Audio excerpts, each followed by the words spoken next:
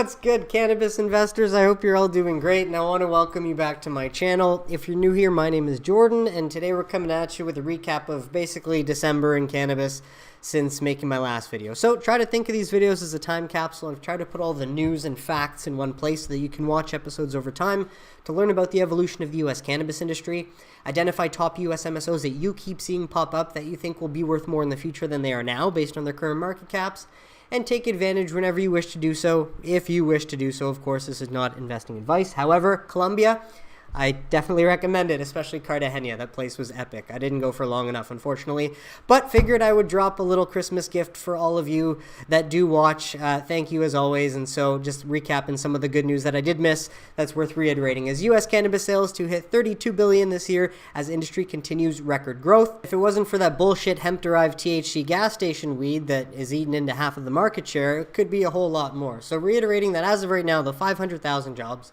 over 25,000 legal businesses across 41 states selling through legal, medical, or rec dispensaries. And so lots of detail here if you wanted to pause to read, but just some important details is emerging markets such as Missouri, Maryland, and New York are seeing rapid growth fueled by increased licensing and retail expansion.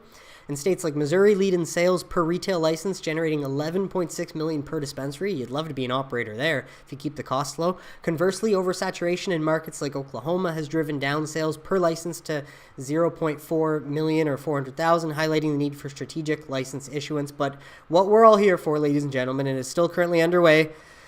It's been tough, but we're not giving up hope. The potential federal reclassification of cannabis to Schedule 3, though it should outright be descheduled, could lift the 280E tax burden, increasing industry cash flow by $2 to $3 billion annually. That is something we would all love, of course, including the 500,000 and many business owners in the industry. But all that to say, the Dales Report has provided this updated schedule of how the rescheduling hearings are going to go. They start 21st of Jan.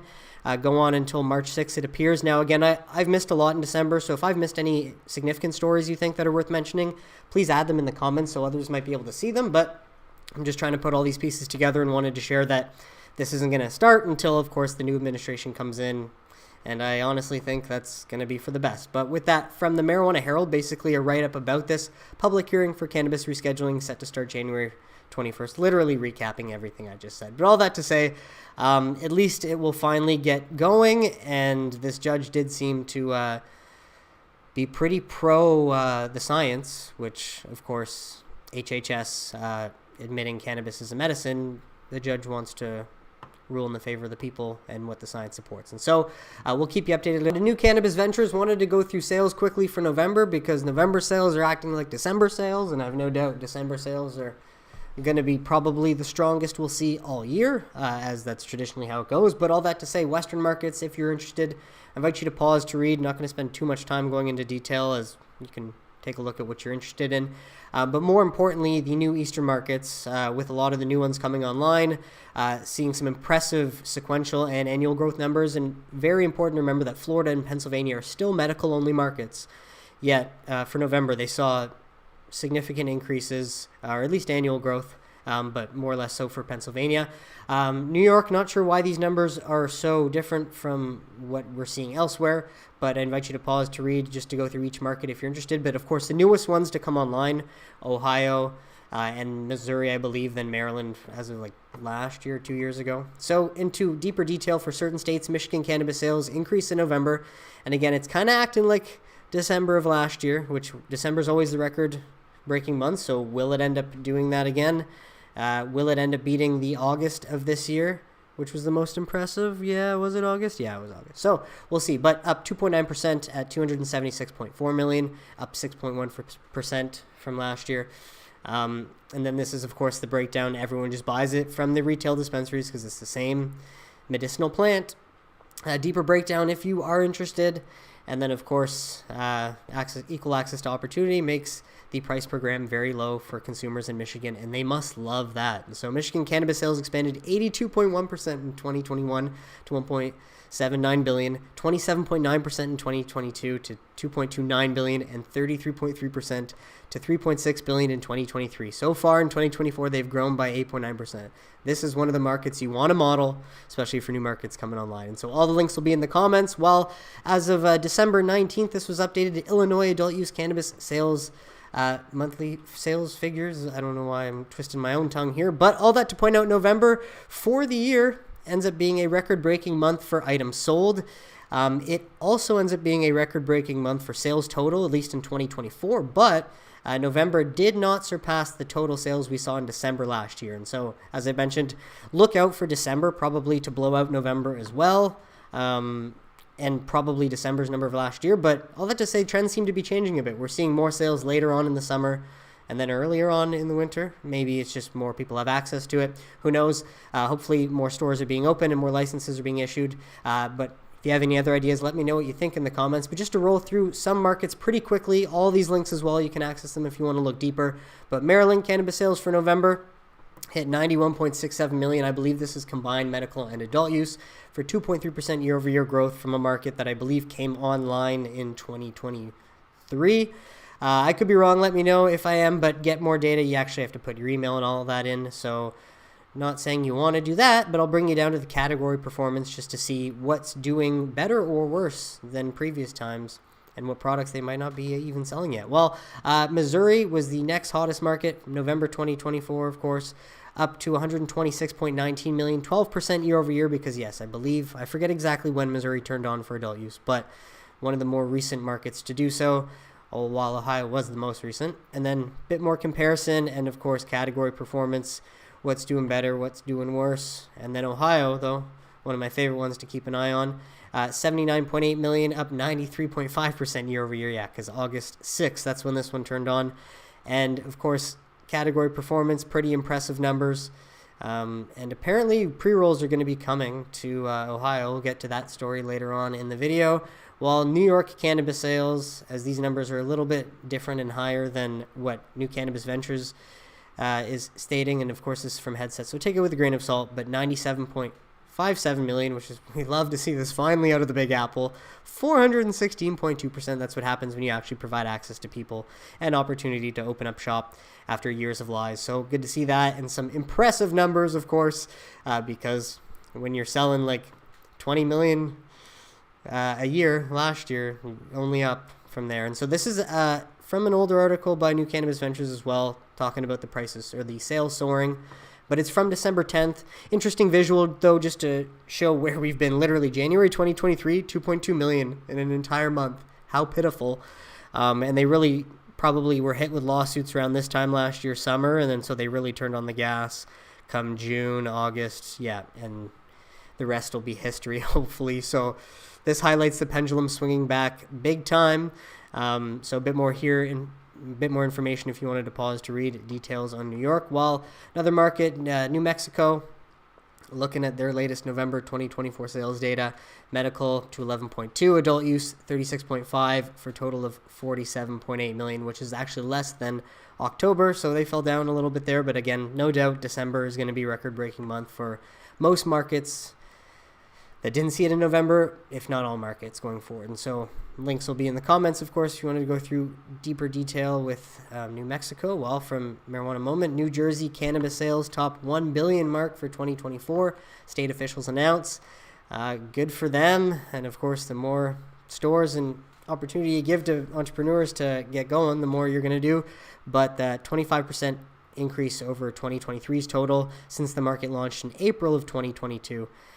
Dispensaries have surpassed 190, and so of course, yeah, that has led to over 2 billion total in sales thus far, and $1 billion for the year of 2024 already. So more detail here if you wanted to pause to read or go through it.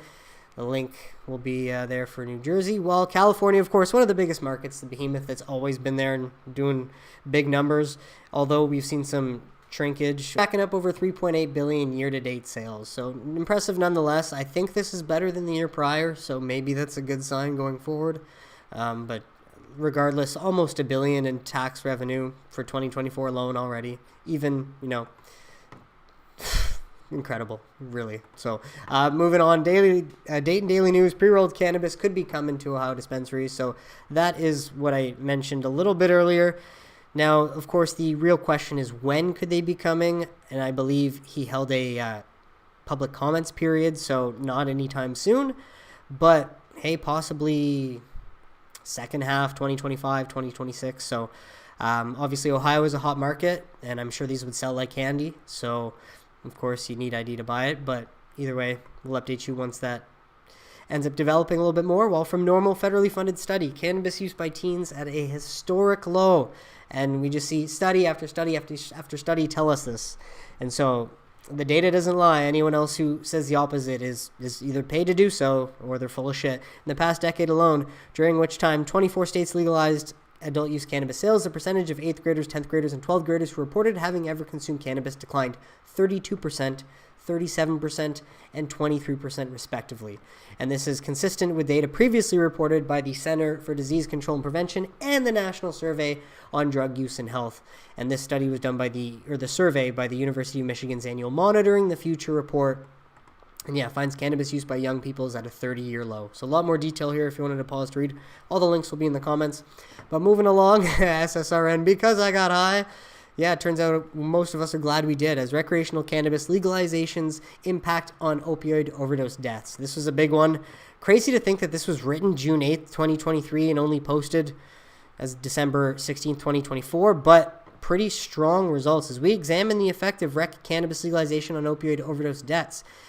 Using several event studies and a two-way fixed effect differences approach adapted by the methods developed by Callaway and Santana, we find a consistent negative relationship between recreational medical legalization and opioid overdose deaths. Massive. Most of our estimates show that recreational cannabis legalization is associated with a decrease of approximately 3.5 deaths per 100,000 individuals. Massive public health victory. No one wants to admit it, but we get it. We also find more significant treatment effects for states that implemented recreational cannabis or ended prohibition earlier, essentially. So very impressive findings. 53 references as well. Many studies. You can't say that this is based off nothing. So all these links will be in the comments. This one from Springer Nature Link about terpenes, as select terpenes from cannabis sativa, so of course compounds derived from the plant, are antinociceptive in mouse models of post-operative pain and fibromyalgia via adenosine A2A receptor. So quite a technical one. I invite you to pause to read the background methods, and it is from December 12th, I believe, as of this year. But results and conclusions, mainly just to highlight that the results demonstrated that the terpenes, geraniol, linalool, caryophyllene, and A-humulene may be a viable medication for post-operative and fibromyalgia pain relief based on signals they're getting from testing on mice. Now, of course, we got to test on humans. Since cannabis is stuck in the Schedule 1, that's really the hardest part as to why we're not maximizing studies and actually testing this shit on humans, because cannabis has never killed a human. All that to say, promising findings is their mechanism of action via the A2A receptor furthers our knowledge of its importance in pain processing and as a target of terpene drugs. So much potential. You can't say this plant doesn't have a lot of magical qualities. And since that one was very technical, I was like, hey, ChatGPT, explain this one to me like I'm 5 years old.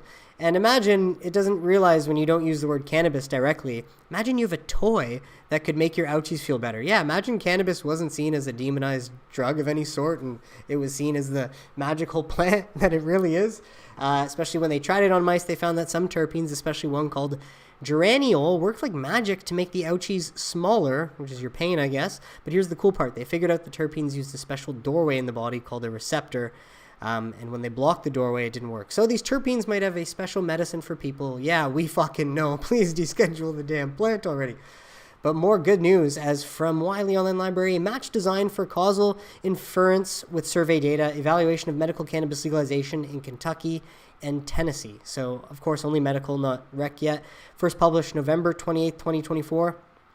And I believe the main thing of this, if I invite you, of course, to grab the link in the comments if you want to go through the whole thing, but we found no support that cannabis legalization increased tolerant behaviors and attitudes towards driving after cannabis use. And these conclusions seem moderately robust to unmeasured confounding. So we love more data like that, similar to what we're seeing out of Canada and the States, that reiterate that the rates don't seem to change. It might still happen, similar to how it was when the laws had not changed, but of course, all you can hope for is less people doing less stupid shit, right? Everything in moderation. But moving along, another big one actually from Molecular Psychiatry, because they use the word iconic in the freaking title. You gotta love it. Published 12 December 2024, acute cannabidiol administration reduces alcohol craving and cue-induced nucleus accumbens activation in individuals with alcohol use disorder. The double-blind randomized controlled iconic trial, essentially pointing out that if there's any substance that helps reduce alcohol cravings and potentially alcoholism, CBD seems to be it. Oh, you'll love to see it. And so, individuals received CBD showed lower bilateral cue-induced NAC activation, which is nucleus accumbens activation, and reported significantly lower alcohol craving after a combined stress and alcohol cue exposure session and during the fMRI cue reactivity task. That sounds really promising. CBD levels were significantly higher in the CBD group and showed a significant negative association with alcohol craving during the cue exposure experiment. Wow. So CBD literally actually acts in turning your body off of wanting it. And during fMRI and with left and right NA activation. Wow, CBD's capacity to reduce stress and cue-induced alcohol craving and to normalize NAC activation, a region critical to the pathophysiology of AUD, alcohol use disorder most likely, yes, of course, contribute to understanding the neurobiological basis of its clinical effects and support its potential as a treatment option for AUD. Read it and weep. That's fascinating. So full link in the comments if you want to go through that a little deeper. While cannabigerol, CBG, and other compound found in the plant, a comprehensive review of its molecular mechanisms and therapeutic potential. So just to reiterate the potential that this plant has, many of the compounds have different potentials too. On November 20th, we discuss how CBG interacts with the endocannabinoid system and other key signaling pathways such as CB1 and CB2 receptors, TPR channels, A2, potentially influencing inflammation, pain, neurodegeneration, and other ailments. Additionally, we highlight the ongoing research effect aimed at elucidating the full spectrum of CBG's therapeutic potential and its safety profile in clinical settings. And I think sleep is another one that was almost left out of this that CBD is supposedly quite helpful with. So more information here, of course, if you wanted to look into it yourself. All the links will be in the comments. But moving along, Canada's cannabis legalization law effectively shifts people away from illicit market while youth use remains steady, government report shows. So more promising data highlighting that ending cannabis prohibition certainly beats having it, locking people up, as it provides jobs, tax revenue, and all the other benefits, as long as, of course, that money's being allocated in the right places. But just to move you through this one quickly, what I recall in 2019, after first legalizing, it was like 25% of people buying from legal dispensaries, and now they claim it's up to 60 to 70%. So, of course, that's massive progress and an economic driver. More information here if you wanted to pause to read, but taking a look at some of the initial graphs.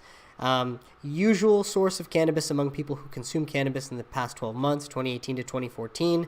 Legal purchases, of course, going up, getting cheaper, and getting more popular for Canadians. Gosh, this is annoying. And so that was the first one to highlight. Additionally, more typing and copy if you wanted to read. And indeed more copy. And this is the initial press release link, which leads to this, which I'll put in the comments as well. But a lot of interesting findings here. So yeah, I invite you to pause to read, but we'll stop at the next graph. Top factors that influenced from whom cannabis was obtained among people who consumed cannabis in the past 12 months, 2024. Convenience, of course, was the biggest driver. How easy is it for me to get? And then, is it convenient and affordable? Safe supply. I want to follow the law, less than important. Strength, ability to talk to sales staff. Labeling, product info, quality, trust, loyalty. So yeah, of course, convenience and price and safe supply, the three most important things. Canadians looking good here. And then so a bit more info. This one looking at knowledge or beliefs regarding cannabis-associated harms from 2018 to 2024. And of course, I think over time as this goes up and more people try it and consume it, more people are going to admit that, yeah, I've seen the good out of it, I've seen the bad out of it. And, you know, based on how they enjoy the plant, how it works with their body and what benefits they might bring from it, they might either continue to smoke occasionally, habitually, or not do it at all, right? So better to have people that are aware of both sides, though, ultimately. And then more copy here. Another visual, this one looking at knowledge or beliefs regarding cannabis-associated harms among those who had and had not consumed cannabis in the past 12 months. But overall, 77% of respondents said that there was either moderate or great risk to smoking cannabis or vaping cannabis extracts regularly, while 75% said that same of vaping cannabis flower, and 65% associated moderate or great risk with regularly eating or drinking cannabis. I would disagree, but that's just me. I'm aiming for that Snoop Dogg, Willie Nelson trajectory, you know. And then past 12 months, use of alcohol and tobacco in combination with cannabis among people who consume cannabis in the past 12 months. What Canadians reported, at least, it seems like more cannabis with tobacco in the last year alone, while, you know, more cannabis consumption and less alcohol. So that sort of helps back up, you know, articles we've seen of why are people not spending as much on alcohol and things like that. Well, of course, we've got legal weed now. That's a big factor. And so this, though, was, yes, the one I wanted to get to, my favorite. And so how they felt their use had affected other areas of their lives. In every category, the largest share of respondents said cannabis seemed to have no effect. But more respondents were likely in each category to say that cannabis was more beneficial than harmful. Fuck yeah. I don't think that's anything more clear than just leave people alone if they're not bothering you, right? It has no effect. It's improving their lives for the most part. Otherwise, they wouldn't be consuming the plant in the first place. And so we're going to leave this article at that because it's a long one. And main thing was that this is what I found the best out of this entire report. This graph here, again, highlighting cannabis has no effect on my life, all these people, because they can use it in moderation and not let it interfere, while more people than less said it was beneficial for friendships and social life, physical health, mental health, home life or marriage, I bet. Quality of life, performance at work and school, 100,000, 10% for me. So love that new data. Oh, and so with that, a bit more updates out of Canada, though, as they announced plan to reform cannabis excise tax in 2025.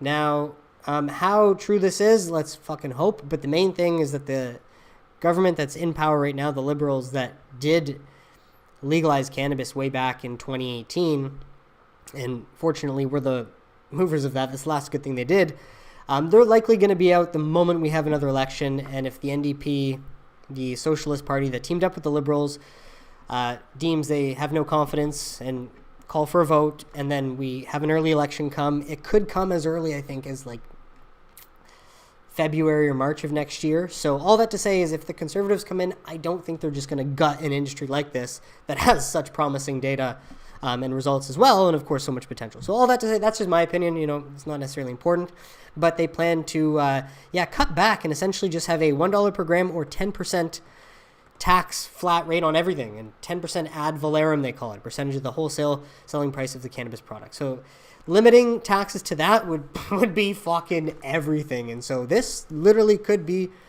on the horizon, but the main thing just to know is that it's going to be one party going out. The one that legalized cannabis wasn't necessarily the most cannabis friendly because they weren't business friendly. They taxed the shit out of them. So yeah, the Conservatives coming in and then taking what they built and, you know, making it way more efficient, that could be honestly a blessing in disguise as well. So lots of other things to look forward to. Potentially this, also potentially closing the loophole in the Farm Bill in the U.S. So we'll keep you updated as we move along. But just to highlight, Canadian cannabis sales apparently picked up in October. I don't believe we have November's data yet, but worth noting that 456.3 million, up a little bit from September levels. And so I wouldn't doubt that November is going to be down a little bit, and then December is going to be back up. As it's the Christmas push. But a bit more detail here if you wanted to take a look at the chart. And I know that I bought an ounce and a couple pre-rolls a couple days before Christmas, so I definitely contributed to sales there, I'm sure. And so more detail here if you wanted to go through it. On Ontario, the largest province, of course, sales were down 1.3% from September and down 4% from a year ago. Ouch. So other markets helped pick up, I guess.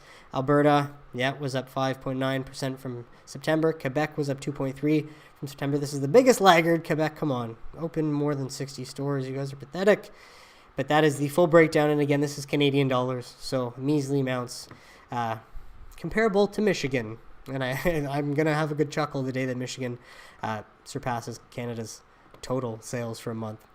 In 1 month. But with that, some interesting news from investing.com. Now, again, I missed a lot. I'm still sort of catching up and connecting a lot of dots. So please leave comments if you know anything that's worth mentioning. But TLRY, the lone Canadian LP that I still own shares in, that sort of helped make me money in the first place, or at least made me equity value in the first place, appoints new independent board member who happens to be the interim CEO of Air Wellness, which is one of my largest, newest positions. So that is interesting. If you know anything more about this, please let me know in the comments, but just figured I would share this because, of course, this kind of leads me to want to investigate a little bit more closely and see what sort of ties and what potential partnerships we could see from potentially an LP and an MSO in the future. But again, still mostly speculation. Either way, let me know what you might think in the comments about that, especially if you've been a long-term Aphria or TLRY shareholder. Well, just an update out of Germany, as obviously we know this, but reiterating, 59% of Germans in favor of real legalization, but because of that 1961 drug convention, we likely won't see it.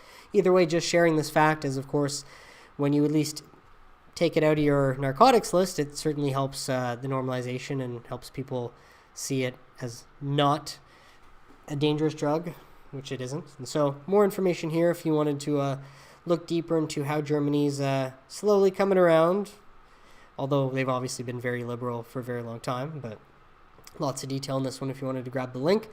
But another kind of nothing burger article from Voltface, figured I would share it just because apparently it is on the way, is Germany's cannabis pilot program, a transformative step for Europe's industry. I might have featured this in my... No, I couldn't have because I was in Colombia at this time. So anyways, just remember recapping a story similar to this, highlighting that it's up to the government now, who doesn't have to write new legislation. There's an existing bill that they can kind of put cannabis, tie it into so that they don't have to do a whole lot of new work, but it's like, okay, that's great, but when are they going to fucking do it? When's it going to happen? Because good news, we know Pillar 1 for personal use, this is what they've done so far, has been a massive success, it seems like, and now they're like, shit, yeah, we got to capitalize and make some money and turn the economic boom into reality.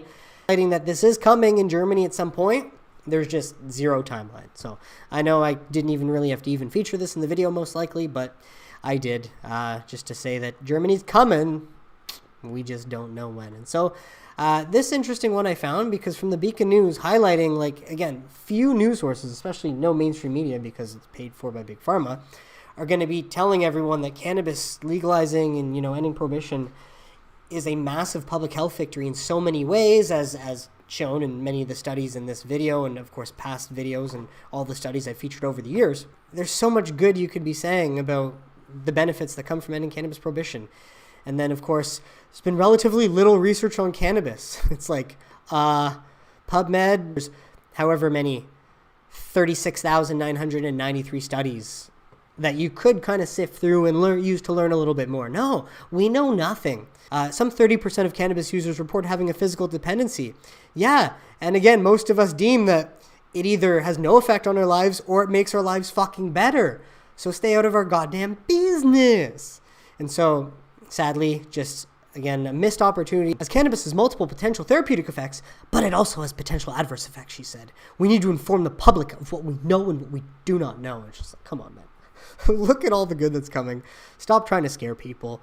Especially, too, and of course, they're, oh, it's stronger. It's stronger than before. Most people are using it, many more than before. All right, and we haven't even gotten to the worst part yet. And the worst part is instead of actually speaking to people from Missouri who consume cannabis, this is who they end up talking to. They didn't legalize old school hippie weed, said Aubree Adams, a Colorado mother whose son became psychotic after using cannabis. We're dealing with a really hard drug. And if you guys are familiar with cannabis Twitter, of course, you all know who this fucking dumbass is. Paid propagandist just like Sam, referencing her and sourcing her as opposed to anyone from Missouri that they could talk to. You make it this far in the article and you're still reading, you're like, okay, this woman's retarded because she wants it to be illegal for cannabis companies to market products as medicine that has not been approved for medical use. It's legal for medicine in how many states? How many people will attest to it? But this woman doesn't want to believe it. States need to be out front telling the public the truth, she said. Why we have to sugarcoat this? Tell them the truth. Tell them the science. Yeah, bitch, we've been trying for decades. This is the funniest part, though. Her son is now 24. He's come in and out of sobriety since first getting into trouble dabbing highly concentrated cannabis when he was 15. Again, that's not cannabis. That's likely hemp-derived synthetic THC. She believed he would be fine if he hadn't used the drug. How about if you tried to parent a little bit? My son's fight for his mental well-being on a daily basis. She said, well, fuck, you're not doing a very good job helping him out. All that to say, obviously, I tore into this woman because she has no business spewing her lies. And she'll think we have no business spewing our lies. But ultimately, time will tell. Of course, it all comes down to the schedule and classification, which should be resolved. Shouldn't take much longer than this year. And so all that to point out, this is her website. I'm not trying to give her any promotional time or light, but I am going to recommend that we all sign up for this group next Saturday. So today I wanted to try and get this video done by 12:30 because I'm on Eastern Standard Time. But if anyone wants to join in on this next week with me, the meeting is free for everyone. We don't have to pay. We can tell our stories about the cannabis plant and just see what happens. So I'm going to put this link in the comments, and I recommend you guys sign up and join me because I think that'll be a lot of fun. Next Saturday at 12:30 p.m. Eastern Standard Time. It's crazy that rescheduling meetings are here. We're at that tipping point, and I know it's taken longer than any of us have ever wanted. Oh, believe me. But for marijuana moment, a few more stories. Federal agency asks cannabis businesses to complete survey as it forms 2025 focus groups on industry banking issues. So again, still sort of speculating, but promising that they want to know more about these cannabis businesses and understand their experiences thus far under prohibition. And so January, February 2025, in line as well with the rescheduling hearings that are set for next month. So we'll be popping in most likely around then once the Trump administration starts and gets things going. That's probably when I'll start my videos up again.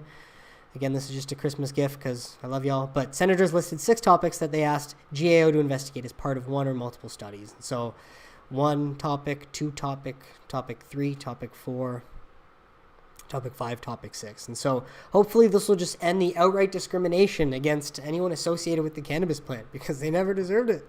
No way, Jose. Full link in the comments, though, if you want to go through that. Now, last few things just to share with everyone, some sort of general things, but some thoughts that I either agreed with or thought worth sharing. From the Dank Informer, responding to this tweet from Ben Kovler on December 11th, 0 retail selling. There's some sketchy shit going on. I don't fully understand it. You probably don't fully understand it, but if we've been around here long enough, it doesn't make a whole lot of sense. And so thank you for just highlighting this. I don't believe it's retail either. Look at the last minute of trades on the Canadian Securities Exchange. Hedge fund algo selling 100 to 500 block shares back and forth and dipping the price. I'm not even sure how they're selling to themselves. CIBC World Market Inc. What the fuck? Now, again, this is speculation. I could be wrong, but it seems ridiculous that these companies just get cheaper and cheaper and more attractive every month with the stage being set for the rescheduling hearing and all of that, and of course the science backing the plant and the government. We think the judge is working in the favor of the Americans and what that 252-page report says as the government confirms cannabis is a science. So let me know what you think in the comments as well, but just figured I would share that because I do agree. Because in what world would you see a circumstance like this? Trulieve, $900 million market cap company. You can buy this entire company for less than $1 billion, yet they did $1.1 billion in annual revenue with pretty much medical only in Florida. It's been a painful lesson to know that these funds and market makers are making money regardless of the direction of the price, mainly because they have the means to do so and we don't. But as much as they've made a lot in the last few years, off of the delay of essentially the stage being set, the hearings start next month. And so those are going to happen. And of course, likely going to be in favor of the science and what the message my channel sends out. And obviously, if we get any curveballs, we'll cross that bridge when we come to it, but that shouldn't end up being the case. Well, and that's Fertig reporting on someone who's close with Trump and apparently his inner circle, as Lanza said that over the last 4 years, Trump heard from friends, veterans, former athletes, and we hope this is true, etc., who had validating stories on the positive effect of cannabis. He staked his flag in the opioid conversation, which certainly is a smart thing to do at this point. And of course, as you unravel the layers, you find out that cannabis is a huge contributor to helping fight the opioid epidemic. And it is a natural evolution for him to land, and that's why he's likely said some of the things he said in support of cannabis over time. And so just to highlight, Bryan Lanza is the Trump insider lobbying. And And so he used to be the comms director for the first transition. And so this link will be in the comments if you want to go through that, but we'd rather hear this than not. Again, it's a bit older as I've been away, but figured I would share that. And well, last but not least, the whole point of the Boise appeal is to get to the Supreme Court. This is our Hail Mary still, of course. Get to the Supreme Court, have them deem that scheduling cannabis is unconstitutional because, of course, or at least Schedule 1, but asking for outright descheduling, and then they strike that down and force Congress to act. That would be the dream. Based on the current law, the lower courts have limited power here. Deny the claim so we can get to the SCOTUS, so relax. We now have 3 avenues for reform. The DOJ, which is currently underway, that is the rescheduling to Schedule 3. We've got the Supreme Court of the United States of America, that is a very states' rights and states-friendly Supreme Court, which is definitely the best thing we could hope for. And then we might potentially have a united Trump Congress. So, again, it's crazy to think it's taken this long, it's been this painful, but you have to see it as a lesson because it's just what had to happen. It is what it is. And I wish you all a Merry Christmas, Happy New Year. Hope the holidays have been good to all of y'all. And that is it for today's episode, folks. I want to thank you so much for tuning in. I really hope you got some value out of it. What did you think of the stories mentioned? Let me know in the comments if you have any questions or suggestions, and I'd be happy to try and address them. But besides that, if you enjoyed this video and you learned something, please just leave a like on it. Subscribe below if you don't want to miss any future videos. And I will catch you sometime in January or February once the Trump team gets back in and we've got some stuff worth reporting on.